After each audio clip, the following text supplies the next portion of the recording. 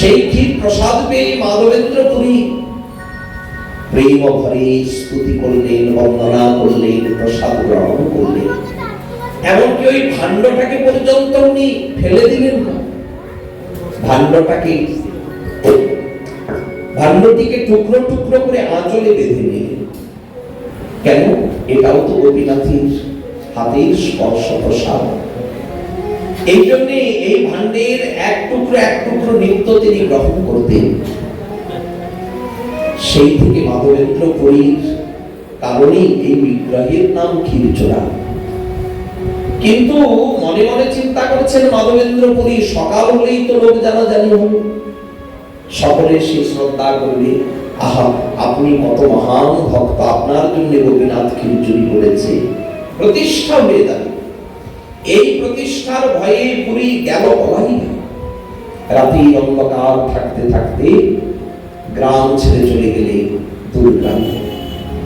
উনি তো যাবেন নীলাচলে, ওই যে মলয়জ চন্দন আনতে। তো এইভাবে তিনি চলে গেলেন। সকাল হতে লোক জানাজানি তো হলো, এক এক করে সবাই এসেছে, খোঁজ নিচ্ছে, গোসাইজি ও গোসাইজি, আচ্ছা একজনের জন্য নাকি গোপীনাথ ক্ষীরচুরি করেছে, সেই মাধবেন্দ্র পুরী কোথায়? উনি বলে দেখুন রাত্রেই দেখা, আর বলে যায়নি কোথায় যাবেন কি বৃত্তান্ত। সকাল হওয়ার আগে উনি চলে গিয়েছে। সকল লোক সারাদিন গ্রাম তন্ন তন্ন করে খুঁজলেন কোথাও আছে কিনা, একবার দেখবো সেই বৈষ্ণব ঠাকুরকে। দেখতে আর গেলেন না, খুঁজে গেলেন না। বিকেল হতে সবাই ফিরে এলো গোসাই ঠাকুরের কাছে, যে ঠাকুরজির সেবা করে। আচ্ছা ঠাকুর, আমি তো বলছি আমি জানি না গোসাইজি কোথায় গিয়েছে। না না, আমরা কোথাও তাকে খুঁজে পাইনি, আপনার কাছে কেবল জানতে এসেছি উনি কোনখানে বসেছিলেন। তখন বললেন ওই হাট চালায়, ওই গাছের তলায় উনি বসেছিলেন।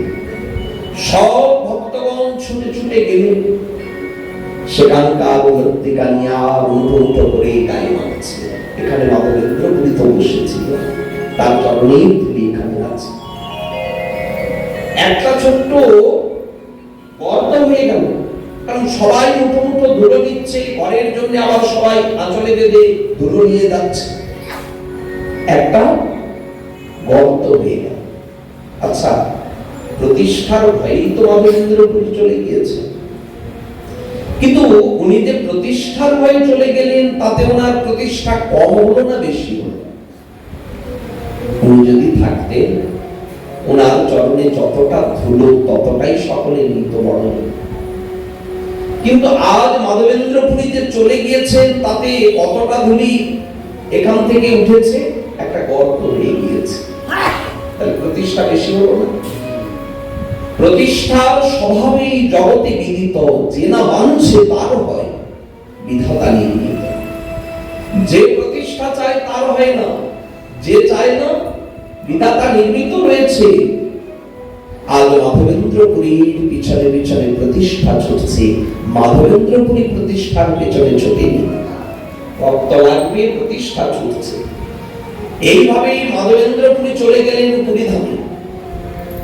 জগন্নাথের যারা সেবক তাদেরকে বললেন যে দেখুন আমার গোপাল মলয় চন্দন মাখতে চেয়েছে, আপনারা যদি কৃপা করে একটু ভিক্ষা দেন। আচ্ছা আপনি বৃন্দাবন থেকে আসছেন? বলে হ্যাঁ আমি বৃন্দাবন থেকে আসছি। আপনার নাম কি মাধবেন্দ্র পুরী? অবাক হয়ে জিজ্ঞাসা করছেন, আমি তো নীলাচলে ইতিপূর্বে আসিনি, আপনারা আমার নাম জানলেন কি করে? আপনার জন্যই তো গোপীনাথ ক্ষীরচুরি করেছিল। সর্বনাশ, এনারা জানবো কি করে? মাধবেন্দ্র পুরী আসার আগে তার প্রতিষ্ঠায় সে উপস্থিত হয়ে গিয়েছে। মাধবেন্দ্র পুরীকে পেয়ে সব জগন্নাথ সেবকগণ খুব আনন্দ পেলেন। তারা জগন্নাথের যত ওই চন্দন শৃঙ্গার হয় না, সেই চন্দন কাষ্ঠ তারা কি করলেন, এই গোপালের নিমিত্ত মাধবেন্দ্র পুরীর হাতে দিলেন। তিনখানা বোঝা হয়ে গেল, বড় বড় বোঝা। মাধবেন্দ্র পুরী নিয়ে যাবেন কি করে? বড় কষ্ট হবে। এই যারা পূজারী সেবক এনারাই ব্যবস্থা করে দিলেন, দুজন বাহন কর্তা দিয়ে আরেকটা নিজে নিয়েছেন মাথায়। এইভাবেই চলে আসছেন, এসে উপনীত হলেন সেই রেমুনা। ফেরার রাস্তা তো ওটাই। তো রেমুনাতে যখন এলেন, এক রাত্রি রেমুনাতে ছিলেন। তবে এবারে আর গোপীনাথকে চুরি করতে হয়নি, পূজারী তো চিনতে পেরেছে। পূজারী নিজের থেকে প্রসাদ দিয়েছে, গোপীনাথের ক্ষীর প্রসাদ। প্রসাদ পেয়ে রাত্রে একটু বিশ্রাম করছেন। শ্রীমন্দিরে যখন বিশ্রাম করছেন, তখন গোপাল স্বপ্নে দেখা দিয়েছে। মাধব, ও মাধব, তোমাকে আর এই চন্দনের কাঠ বোঝা তোমাকে নিয়ে আসতে হবে না বৃন্দাবন। তুমি এক কাজ করো, এই চন্দন কাষ্ঠাদি সব গোপীনাথের অঙ্গে দেব। আমার অঙ্গ আর গোপীনাথের অঙ্গ তো আলাদা নয়, একই অঙ্গ। গোপীনাথের অঙ্গে চন্দন লেপ আমার হবে তাপক্ষয়, তাই আমার তাপ চলে যাবে, ভক্তের কষ্ট হবে না, ভগবান দয়া হবে। এই জন্য বললো তুমি গোপীনাথের অঙ্গে চন্দন লেপন করো। এখনো গোপীনাথের চন্দন শৃঙ্গার দর্শনীয়, হাজার হাজার ভক্ত এই শৃঙ্গার দেখতে যায় অক্ষয় তৃতীয়ার দিন। আরেকটি দিনও সম্পূর্ণরূপে শ্রীবিগ্রহকে চন্দনে অঙ্গটি চর্চিত করা হয়। এক হচ্ছে অক্ষয় তৃতীয়া, আরেক হচ্ছে গুরু পূর্ণিমা। দুই দিন হাজার হাজার এলাকাবাসী ভক্ত সব দর্শনে যায়। এদিন বিগ্রহের দর্শন করতে অনেক কাঠখড় পোড়াতে এত ভিড় হয়ে যায়। যাই হোক, সেই থেকে গোপীনাথের নাম হচ্ছে ক্ষীরচোরা গোপীনাথ। প্রভু বলছেন, আচ্ছা বলো তো ভক্তগণ, কতখানি ভক্তি মাধবেন্দ্রপুরী, যার জন্য স্বয়ং তিনি এসে ভক্তভাণ্ড দেয়। স্বপ্নে দেখা দিয়ে বলে আমার জন্য চন্দনের কাপ নিয়ে আসো। যার জন্য গোপীনাথ ক্ষীর চুরি করেন, একবার নয় কতবার কৃপা করছে। চন্দনের কাষ্ঠ নিয়ে যখন ফিরছে, তখন আবার স্বপ্নে দেখা দিয়ে বলছে তোমাকে ওই চন্দন কাঠ আনতে হবে। বারবার স্বপ্নে সাক্ষাতে দর্শন দিচ্ছে ঠাকুরজি। এই জন্য মাধবেন্দ্রপুরীর মহিমা বৈষ্ণব জগতে অনস্বীকার্য। সকলে তাই বলে জয় মাধবেন্দ্রপুরী পাদ কি, বলিয়ে মাধবেন্দ্রপুরী পাদ কি। মহাপ্রভু এই রূপে সারা রাত্রি কৃষ্ণ কথায় কাটিয়ে দিলেন। পরদিন প্রভাত হতে প্রভু গোপীনাথকে দণ্ডবত প্রণাম করে মঙ্গলারতি দর্শন করে যাত্রা করলেন। চলিতে চলিতে আইলা যাজপুর গ্রামে, বরাহ ঠাকুর দেখি করিল প্রণামী। নিত্য গীত কইল প্রেমী বহুত স্তব, যাজপুর এসে রাত্রি রহি করিলা গমন। যারা পুরী যান দেখবেন পরপর স্টেশনগুলি আসে, আগে বালাসোর, তারপরে যাজপুর, তারপরে আগে গিয়ে কটক। তো এইরূপে যাজপুরে যখন গেলেন, সেই যাজপুরে বরাহদেব রয়েছেন, অপূর্ব মহিমায় বরাহদেবের। মহাপ্রভু সেখানে নিত্যগীত করলেন, বরাহদেবের স্তুতি আদি করলেন। সেখান থেকে আবার পরদিন প্রভাতকালে উঠে চললেন। এইভাবে প্রেমাবেশে নিত্যগীত করি কতক্ষণ আবিষ্ট হইয়া কইল গোপালস্তবন। এসে উপনীত হলেন কটকে। কটকে সেই সাক্ষী গোপালের দর্শন করলেন। প্রভু নিতাই চাঁদ বিশেষ করে আগ্রহ দেখালেন, প্রভু এখানে অপূর্ব শ্রী বিগ্রহ আছে, ইনি বজ্রনাভীর প্রতিষ্ঠিত বিগ্রহ, চলুন দেখবেন। এই বলে সাক্ষী গোপাল দর্শনে নিয়ে গেলেন। প্রভু বলছে, আচ্ছা বিগ্রহের নামটা কেমন অদ্ভুত শোনাচ্ছে না? এই গোপাল কি কোনো সাক্ষী টাক্ষী দিয়েছিল যে নাম সাক্ষী গোপাল? নিতাই চাঁদ বলে, হ্যাঁ ঠিক বলেছে। আমি যখন পূর্বে বিভিন্ন তীর্থ দর্শন করতে বেরিয়েছিলাম, এই নীলাচলে এসেছিলাম, এবং সেই সূত্রেই এই কটকে সাক্ষী গোপাল বিগ্রহ দর্শন করেছিলাম। লোকমুখে ঠাকুরজির মহিমা শুনেছিলাম তখন। প্রভু শুনুন সেই আখ্যান। এবার নিত্যানন্দ নিজে বক্তা, মহাপ্রভু সহ ভক্তগণ হয়ে শ্রোতা। নিতাই চাঁদ বলছেন, পূর্বে বিদ্যানগরীর দুই ব্রাহ্মণ দক্ষিণ ভারতে বিদ্যানগরে, যেখানে পরবর্তীকালে রায় রামানন্দ অধিকারী হয়েছিলেন, এই বিদ্যানগরের দুই ব্রাহ্মণ তীর্থ পরিবারে তারা করিলাগম। দুজনেই ধার্মিক, কর্ম প্রাণ। একজন বৃদ্ধ ব্রাহ্মণ, তার অনেক দিনের বাসনা ছিল যে তীর্থ দর্শন করতে যাব, কিন্তু মনের মতো সঙ্গী মিলছিল। ছোট বিপ্রের সঙ্গে একদিন আলোচনায় ছোট বিপ্র জানালেন তারও খুব আগ্রহ, একবার যদি তীর্থ দর্শন করা যায় তাহলে চলো দুজনেই আমরা তীর্থ দর্শনে গেল। পায়ে হেঁটে হেঁটে সেকালের দিনে তীর্থে যেতে হতো। এই বিদ্যানগর থেকে দুই ব্রাহ্মণ হেঁটে হেঁটে চললেন গয়া, বারাণসী আদি প্রয়াগ করিয়া। গয়া গেলেন প্রথমে, সেখান থেকে বারাণসী, সেখান থেকে চলে গেলেন প্রয়াগ। প্রয়াগের থেকে আরো আগে গিয়ে মথুরায় উপনীত হলেন। মথুরা আইলা বহে আনন্দিত হইয়া। দুই ব্রাহ্মণের মনে কত আনন্দ, এত এত লীলাভূমি, এত তীর্থস্থান দর্শন। সেখান থেকে বনযাত্রা।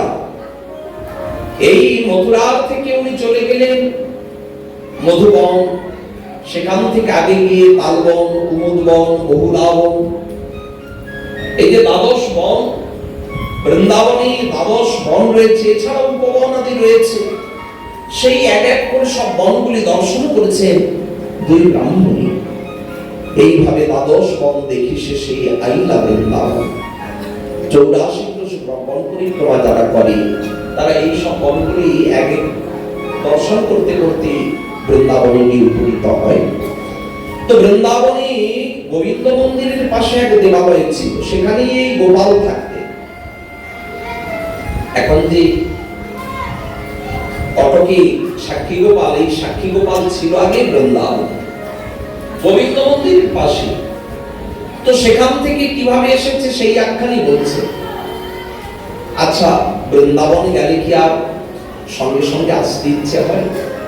2-4 দিন থেকে একটু লীলাস্থলী দর্শন করব, কত কত দর্শনীয় স্থান। তো থাকতে গেলে তো একটা আশ্রয়ের প্রয়োজন। এই গোপালের শ্রীমন্দিরে দুই ব্রাহ্মণ থাকার ব্যবস্থা করল। সারাদিন দর্শন আর রাত্রে সে বিশ্রাম। একদিন সন্ধ্যেবেলা বসে বসে বৃদ্ধ ব্রাহ্মণ চিন্তা করছে, আচ্ছা এত যে লীলাস্থলী দর্শন করলাম, এত তীর্থ দর্শনাদি করলাম, এই বৃদ্ধ বয়সে আমার পক্ষে কি সম্ভব ছিল? ছোট ব্রাহ্মণ এত সেবা করছেন, এত যত্ন করছেন, বৃদ্ধ ব্রাহ্মণ হাঁটতে না পারলে তাকে কাঁধে তুলে নিচ্ছে।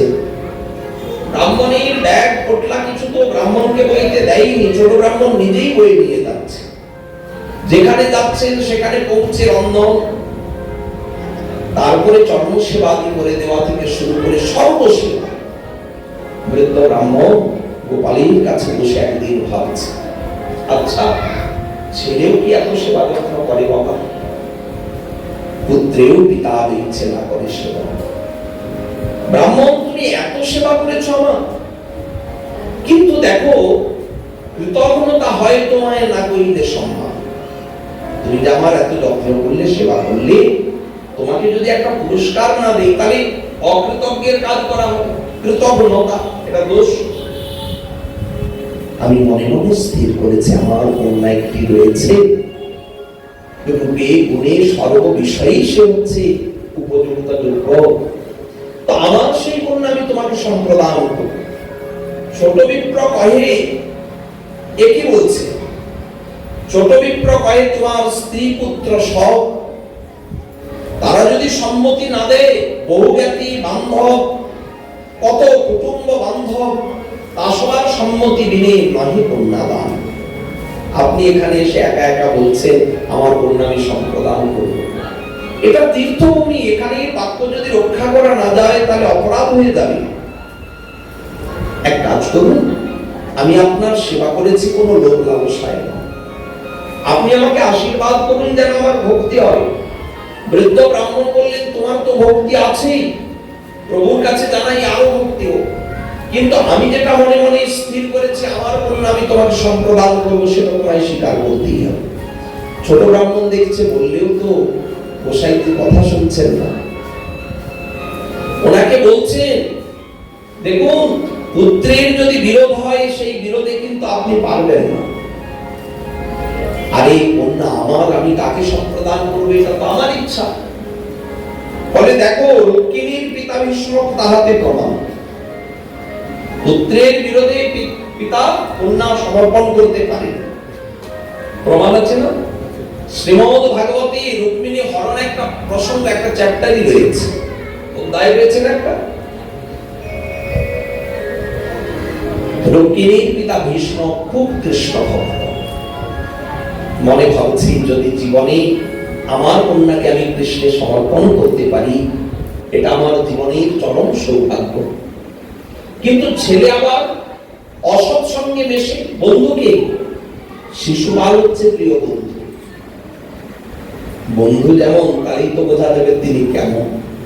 কৃষ্ণ বিদ্বেষী, চরম চরম কৃষ্ণ বিদ্বেষী। কৃষ্ণের নামটা পর্যন্ত শুনতে পারে না। বাবার কাছে একদিন শুনলো যে মেয়ের বিয়ের ব্যবস্থা করেছে, কৃষ্ণের সঙ্গে বিবাহ দেবে। কি, ওই অযোগ্যের হাতে তুমি আমার ভগিনীকে সম্প্রদান করবে? ও হবে না। আমি ভগিনীর পাত্র নির্বাচন করে রেখেছি, আমার বন্ধু সখা কে? শিশুপাল। শিশুপালের হাতে আমি আমার কন্যা সম্প্রদান করব। শিশুপালের তো আনন্দের সীমা নেই। শিশুপাল একেবারে চন্দন মেখে, বর্ষাতে সজ্জিত হয় না, মাথায় টোপর করে, আর বিকেল বেলা এসে উপস্থিত। সন্ধ্যেবেলা বিয়ে, বিকেল বেলা থেকে এসে উপস্থিত। বন্ধুর ঘর বটে। এখন কি করবে? পুত্রের বিরোধ, উপায় তো নাই। ভীষ্ম জোর জবরদস্তি করতে পারছে না। এদিকে রুক্মিণী একটা পত্র লিখেছেন কৃষ্ণকে। দেখুন, সিংহের ভাগ্যি শ্রীগালে নিয়ে যাবে।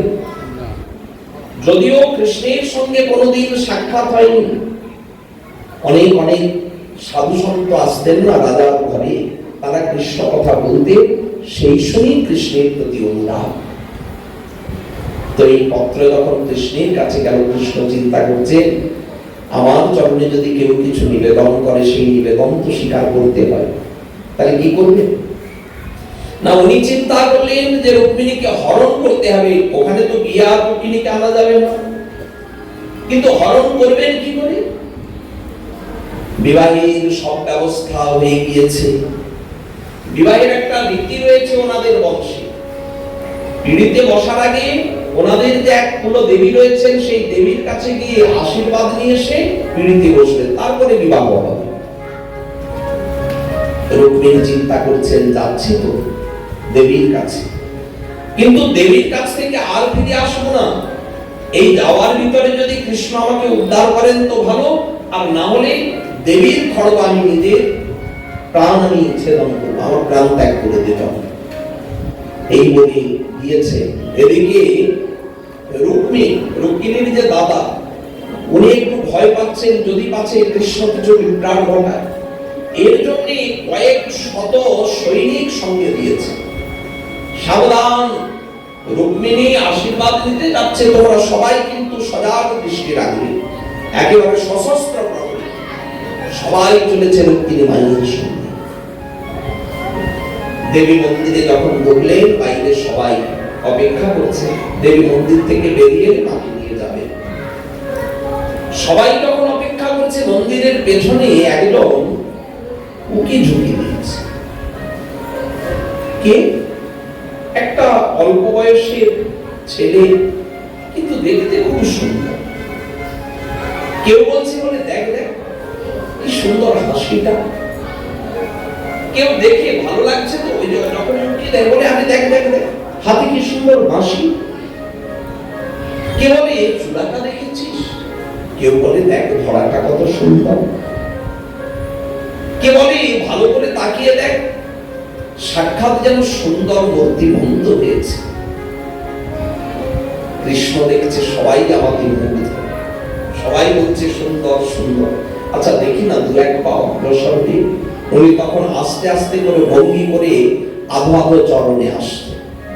ওই যখন আসছেন দেখলে যেন মনে হবে নৃত্য করতে করতে আসছে। ওনার গমনটাই তো নাটক। উনি যখন হাঁটেন লোকে দেখলে মনে করবে উনি যেন নৃত্য করছে। এই যে রবীন্দ্র দাঁড়িয়ে আছে নাকি এমন ভাবে যেন কোন এক নৃত্যের ভঙ্গি নিয়ে দাঁড়িয়ে আছে। তো ঠাকুরজি যখন এইভাবে আসছে সবাই বলে আহা কি সুন্দর নৃত্য, দেখে দেখে দেখ। তাহলে কেউ বলে চূড়া সুন্দর, কেউ বলে ধরা সুন্দর, কেউ বলে বাঁশি সুন্দর, কেউ বলে হাসি সুন্দর, কেউ বলে দেখ নৃত্য কত সুন্দর, কেউ বলে দেখ দেখ আগমনটা কত সুন্দর। সকলের মাঝখান দিয়ে সব সৈনিককে মোহিত করি, রূপে মাধুর্যে সবাইকে মুগ্ধ করি, আস্তে আস্তে করে মন্দিরে প্রবেশ করি। মন্দিরে প্রবেশ নেই করেছে, কেউ তো আর দেখতে পাচ্ছে না। মুহূর্তের মধ্যে আবার মন্দির থেকে আস্তে আস্তে করে বেরিয়ে যাচ্ছে। সবাই বলছে দেখ দেখ আগমনটি যেমন সুন্দর, গমনটিও তেমন সুন্দর। এই সুন্দর সুন্দর সুন্দর বলতে বলতে বলতে বলতে উনি চলে যাচ্ছে ওই দূরে বাস, দৃষ্টির বাইরে চলে গেল। আর দেখা যাক সবার ধ্যান দিকে ছাড়ি আমরা কোন কাজে এসেছি। এতক্ষণ ধরে খালি সুন্দরকে নিয়েই মেতেছিলাম, পড়েছিলাম। ডাক ডাক মায়ের এখন আশীর্বাদ নেওয়া হয়নি, বিয়ের পিড়িতে বসতে হবে। একজন ভেতরে দৌড়ে গিয়ে ডাকতে গিয়েছে, মা হলো, ভেতরে গিয়ে দেখে খালি দেবী একা। সর্বনাশ, মা কোথায় গেল? বাইরে এসে বলছে ভেতরে তো মা নেই, রুক্মিণী মা নেই। সবাই আলোচনা করেছে আরে এখানে আর তো কোনো দরজা নাই, এই তো একটাই তো পথ, আমরা সবাই এখানে দাঁড়িয়ে আছি, কে দেখেছে? কেউ সবাই বলছে আমি তো দেখি নাই, আমি দেখি নাই, আমি দেখি নাই। একজন বলে আমি দেখেছি। সবাই তাকে ধরেছে, কি দেখেছিস বল? আহা কি সুন্দর হাসি। আরে না না তার কথা নয়, আমাদের রুক্মিণী মায়ের কথা বলছি, আমি তো তার কথাই বলছি। আরে বল না কি দেখেছিস? কি সুন্দর তার হাসি, কি সুন্দর তার বাসা, কি সুন্দর তার চূড়া। আরে চূড়া নিয়ে পড়ে আছে, আমরা রুক্মিণী মায়ের কথা বলছি। আহা আমি তো তারই কথা বলছি। তো বলো রুক্মিণী মায়ের সংবাদ কি? তার চূড়াটি কেমন, আগমনটি কেমন, কি সুন্দর তার গমন। দূরের মাথায় খারাপ হয়ে গিয়েছে। একে যত রুক্মিণী মায়ের কথা বলছি ও সেই সুন্দরের কাছে চলে যাচ্ছে। আরে আমি নিজের চোখে দেখেছি রুক্মিণী মাকে, তো আমরা তো সেটাই জিজ্ঞেস করছি, বল না। দেখলাম কি ওই যে সুন্দর ছেলেটা চলে গেল না, তারই সাথে সাথে রুক্মিণী মাও চলে গেল। সকলে বলছে সর্বনাশ, আমরা প্রহরী এসেছিলাম তার জন্য, আমরা তো কেউ খেয়াল করিনি, বুঝতে পারিনি। তাহলে তুই যদি দেখলি বুঝলি তাহলে বললি না কেন? সাথে সাথে আমরা সবাই আক্রমণ করতাম। ও বলছে বলবো তো ভেবেছিলাম, কিন্তু বলতে ইচ্ছে গেল না। বলে কেন? আমি দেখলাম জুড়িটা ভারী সুন্দর, জুড়িটা এত সুন্দর মানিয়েছে, আর ইচ্ছে গেল না এখানে কোলাহল করে জুড়িটা ভাঙিয়ে দেয়। তার যেমন হাসি সুন্দর, বাঁশি সুন্দর, চূড়া সুন্দর, তেমনি জুড়িটাও বড় সুন্দর। রুক্মিণী মাকে বড্ড মানিয়েছে। যাই যাক না, আমরা গিয়ে বলে দেব রুক্মিণী মা চলে গিয়েছে। এই সংবাদ ঘোষণা হওয়ার সঙ্গে সঙ্গে রুক্মিণী তো একেবারে রেডি, অস্থির, অস্ত্র শস্ত্র নিয়ে আর একেবারে ঘোড়ার গাড়িতে করে এগিয়ে চললেন। আজ রক্ষে নেই কৃষ্ণ, আমার ভগিনীকে নিয়ে যা। কিন্তু যখন কৃষ্ণের কাছে গেলেন কার রক্ষে, এটাই তো বোঝা ভার। কৃষ্ণচন্দ্র রুক্মিণীকে এত প্রহার করলেন, শেষে রুক্মিণী বলছে প্রাণে আমার দাদাকে বধ করো না, যতই হোক দাদা তো, দাদাকে ছেড়ে দিন। তবে এমনি ছাড়লেন না, মস্তকটা মুন্ডন করে ছাড়লেন। এমন বিয়ে বাড়ি ভালো লাগে? হ্যাঁ, বাবারা সেজে গুজে যায়, মায়েরা সব সাজা গোজা করে বিয়ে বাড়িতে যায়, আনন্দ হবে। আর এমন যদি শুনে যে কন্যা পালিয়ে যাচ্ছে, তাকে আবার ধরতে গিয়েছে, আর ধরতে গিয়ে আবার মারধর খেয়ে এসেছে, ভালো লাগে শুনতে। এই জন্য ছোট ব্রাহ্মণ বলছে দেখুন সবার সম্মতি মিলে নহে কন্যা দান, রুক্মিণীর পিতা ভীষ্মক তাহাতে প্রমাণ। এমনই একটা ঘটনা ঘটবে, তার থেকে শুনুন সকলের সম্মতি যদি হয় তখন গিয়ে কথা হবে। বড় ব্রাহ্মণ বলে দেখো কন্যা আমার, আমি যাকে ইচ্ছা আমার যাকে মন তাকে আমি সম্প্রদান করব। তুমি আমাকে কথা দাও, আমার কন্যা তুমি গ্রহণ করবে? ছোট ব্রাহ্মণ দেখছে না, এনাকে বললেও তো ইনি শুনছেন, তাহলে তীর্থের বাক্য যদি মিথ্যে হয়ে যায়, একজন অন্তত সাক্ষী রাখা দরকার। বৃদ্ধ ব্রাহ্মণকে বললেন, একান্ত যদি কন্যা দিতে মন, তাহলে গোপালের আগে কহ এ সত্য বচন। ঠাকুরের কাছে তার আগে বলতে কথা দিতে হবে যে আমি কথা দিচ্ছি আমার কন্যা আমি এই ছোট ব্রাহ্মণকে সম্প্রদান করব। আর কিসের আপত্তি, আমি তো দিতেই চাই। গোপাল তুমি জানলে আমি কথা দিচ্ছি যে আমি ছোট ব্রাহ্মণকে আমার কন্যা সম্প্রদান। ছোট ব্রাহ্মণ বলে, দেখো বলার থাকলে এখন বলে না। গোপাল কিছু বলবে? কারণ তুমি হচ্ছ আমার একমাত্র সাক্ষী। তোমা বলাইব যদি অন্যথা দেখি। ঘরে যাওয়ার পরে যদি কথা এদিক ওদিক নড়চড় হয় তাহলে কি হবে? আমার তো ভরসা তুমি। গোপাল হ্যাঁ না কিছু বলেনি। আচ্ছা ঠাকুর কিছু কথা বলে? ঠাকুরজি তো কথা বলে না এভাবে। তো বিগ্রহ উনি কিছু কথা বলেননি।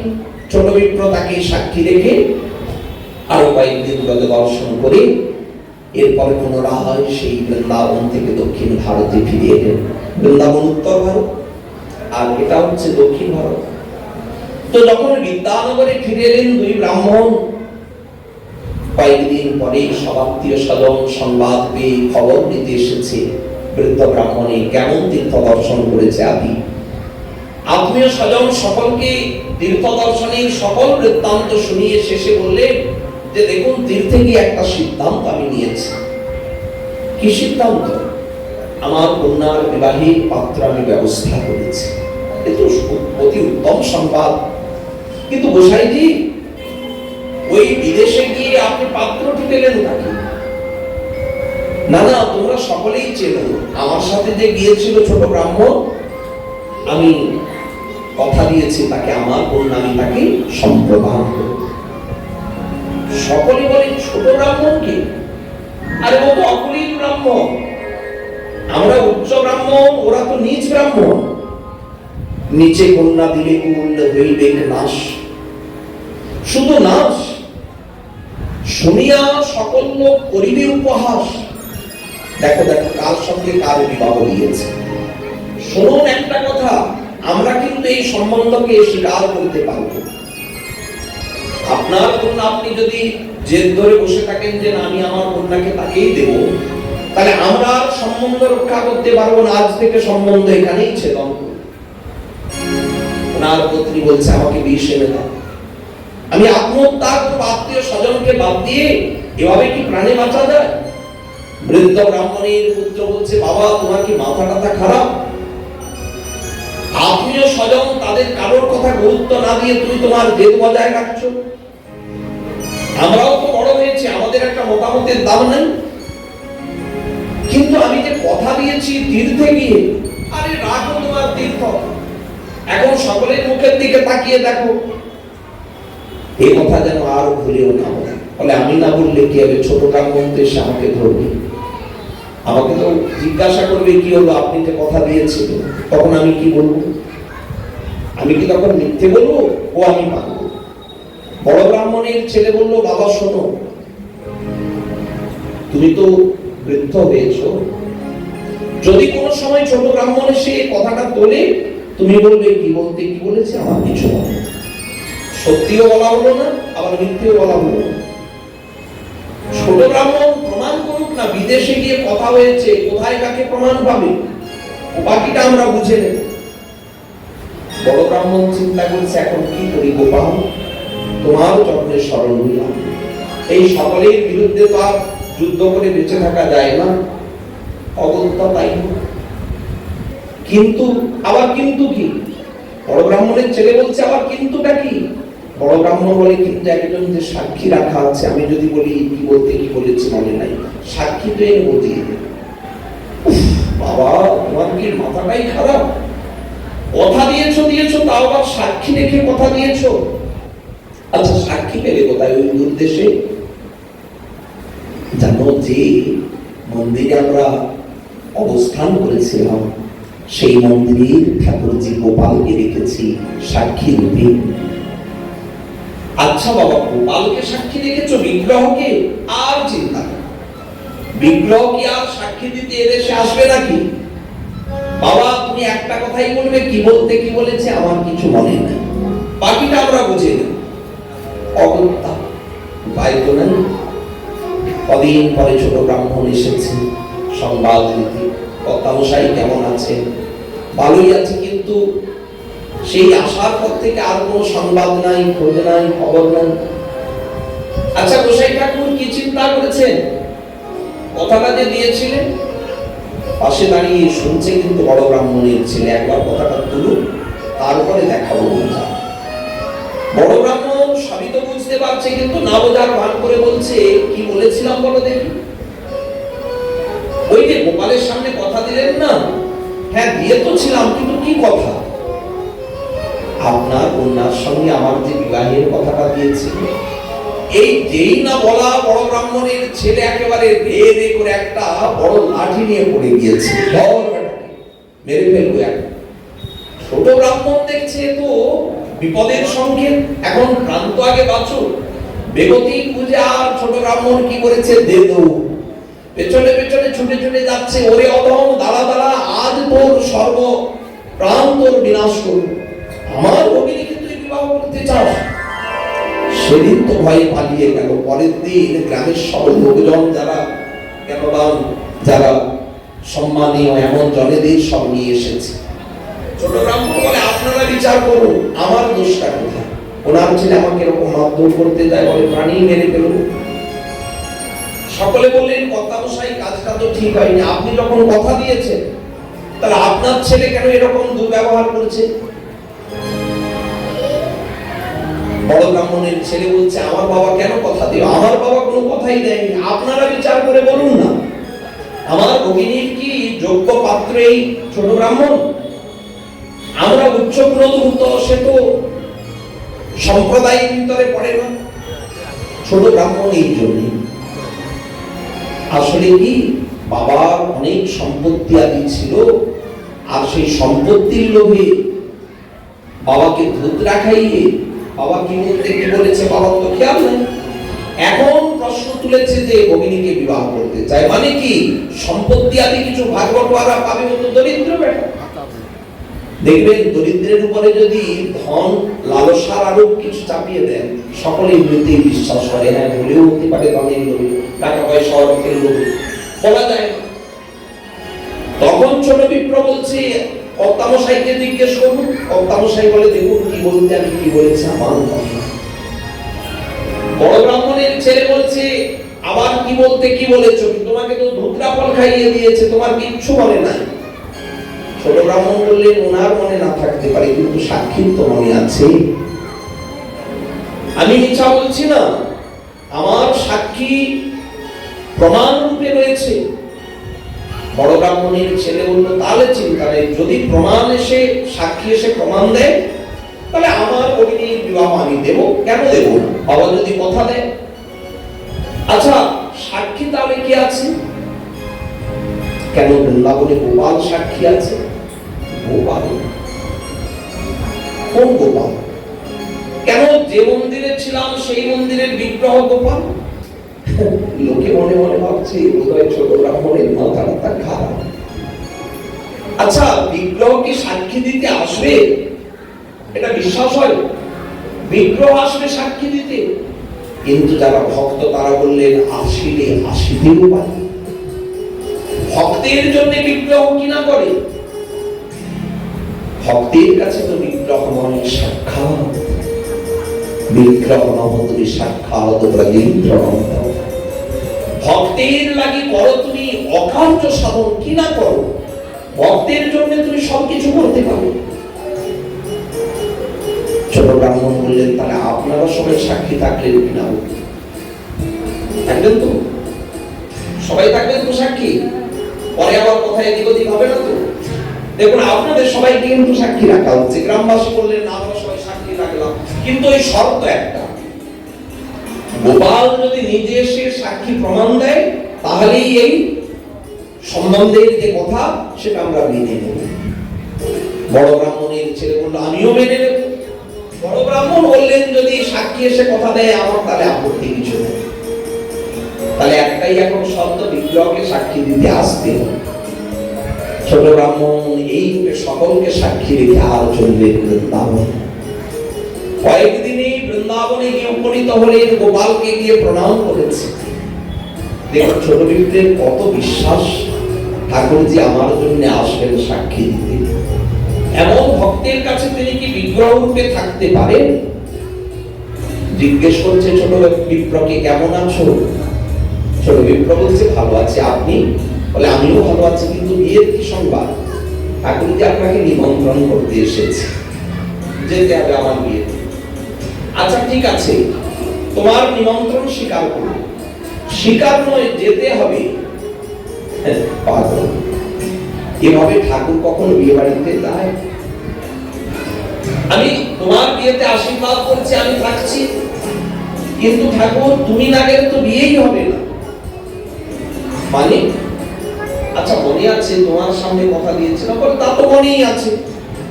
বৃদ্ধ ব্রাহ্মণ বলেছে তোমাকে কন্যা সম্প্রদান করবে। আমি বলেছিলাম না তুমি আমার সাক্ষী, তোমার বলাই যদি অন্যথা দেখি। এখন বৃদ্ধ ব্রাহ্মণ বলছে, কি বলতে কি বলেছি কিছু মনে নেই। তার ছেলে তো আমার উপরে বিবিধ দোষারোপ চাপিয়ে দিয়েছে। এখন গ্রামবাসীকে বলে এসেছে আমার সাক্ষী রাখা আছে, সাক্ষীকে নিয়ে আমি আসছি, চলো। গোপাল বলে, মাথাটা খারাপ নাকি? হ্যাঁ, আমি যাব। আরে বিগ্রহ যাই, ইহা কাহা নাই শুনি। ছোট বিপ্র বলে, তাহলে বিগ্রহ ইয়া কহ কেন? বানি তুমি যদি বিগ্রহ কথা বলছো কেন? কথা যদি বলতে পারো, হাঁটতে দোষ কোথায়? গোপাল বলে, তাও তো যুক্তির কথা, অযৌক্তিক তো নয়। আমি যদি কথা বলতে পারি তাহলে হাঁটতে পারবো না কেন? শোনো, একটা শর্তে আমি যেতে পারি, আমাকে ভালো করে আজ 1 সের চাউলে অন্ন সেবা দিতে হবে। গোপাল ভাবলেন, ছোট বিপ্র ভাবলেন, গোপাল তার সব খেয়ে নেবে না, প্রসাদ তো আমিও পাবো। ঠাকুরের জন্য উত্তম রন্ধন করলেন, ঠাকুরকে ভোগ লাগালেন, বললেন চল। দ্বিতীয় শর্ত, আবার শর্তের কি আছে? তুমি সাক্ষী যাবে সাক্ষী দিতে। বলে, দেখো সাক্ষীর গৌরব থাকে, আমি যা বলবো তাই যদি শুনে চলো তবে যাবো, নাহলে যাবোই। আমি সাক্ষী, আমি কি তোমার মন মর্জি মতো চলবো নাকি? আমার একটা গৌরব আছে না? আচ্ছা আচ্ছা ঠাকুর, রাগ করো না, কি তোমার ইচ্ছাটা কি বলে? তখন ঠাকুরজি বললেন, তুমি থাকবে আগে, আমি থাকবো পিছিয়ে। আগে আগে তুমি চলবে, আমি পেছনে পেছনে চলবো। কিন্তু সাবধান, পেছন ঘুরে তাকানো চলবে না। যদি পেছন ঘুরে তাকিয়েছো, আমি কিন্তু আর যাবো না। ছোট বিপ্র বলে, কেন ঠাকুর? তুমি আগে থাকলে অসুবিধে কোথায়? বলে, তার মানে তোমার বিশ্বাস নাই যে আমি যাবো কি না? যাবোই না। তাহলে ঠাকুর ঠাকুর শোনো শোনো, আচ্ছা তুমি যাচ্ছ কি না যাচ্ছ বুঝবো কি করে? তুমি তো চতুরের চূড়ামণি, কত রকমের বিপত্তি ঘটাও। আচ্ছা মাধবের কি দশা করেছে? কাঁঠাল চুরি করতে গিয়ে মাধবকে গাছে উঠিয়ে নিজে দেহ ধরে নিয়ে গিয়েছে সব রাজার কাছে, যে দেখো সাধু হয়ে মাধব চুরি করতে এসেছিল, ধরা পড়েছে কাঁঠাল চুরি করতে গিয়ে। উনি বলে, আরে না না, আমি আসিনি, জোর করে আমাকে জগন্নাথ নিয়ে এসেছে। আর সত্যি তাই, উনি বলছিল সাধু মানুষ, তোমার নাম করে রাজাকে বললেই কাঁঠাল দিয়ে দেবে, কি দরকার চুরি করতে যাও? বলে, আরে দেখো দিয়ে গেলে সেই কাঁঠালের স্বাদ এক চুরি করে খেলে কাঁঠালের স্বাদ। আমি জগন্নাথ আমার চুরি করা অভ্যেস, চলো আমার সাথে। এখন ঠাকুর বলছে কি করি? বলেছে ওঠো। ও বলে, আমি উঠতে পারবো না, বুড়ো মানুষ। জগন্নাথ আস্তে করে কাঁঠাল গাছে উঠেছে, গাছে বসেই সব খেয়েছে। খাওয়ার পরে ভাবলো, উঠতে বললাম, পেড়ে দিতে বললাম, পারলো না, আমাকে কষ্ট করে উঠতে হয়েছে, মজাটা দেখাই না। একটা ভক্তের মধ্যে কাঁঠাল ফেলে দিয়েই দিল। আরে জগন্নাথ জগন্নাথ জগন্নাথ, ভক্তের দেই আওয়াজ উঠেছে, চারিদিক থেকে সব প্রহরীরা ছুটে গিয়েছে, ধর ধর ধর চোর ধর চোর ধর বলে এসে ধর্মিত ধর।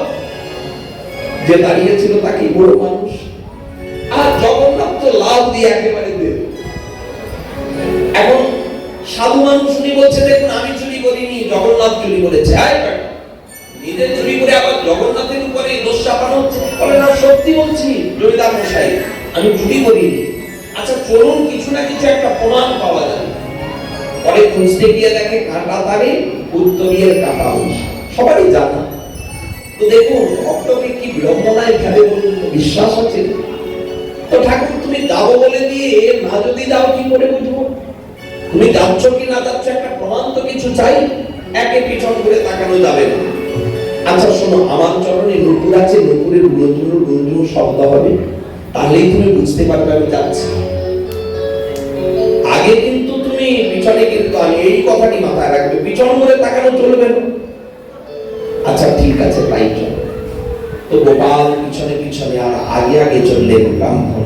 মনের আনন্দে চলেছে গোপালের জয়ধ্বনি করতে করতে, জয় গোবিন্দ জয় গোপাল কেশব মাধব দীনদয়াল, জয় গোবিন্দ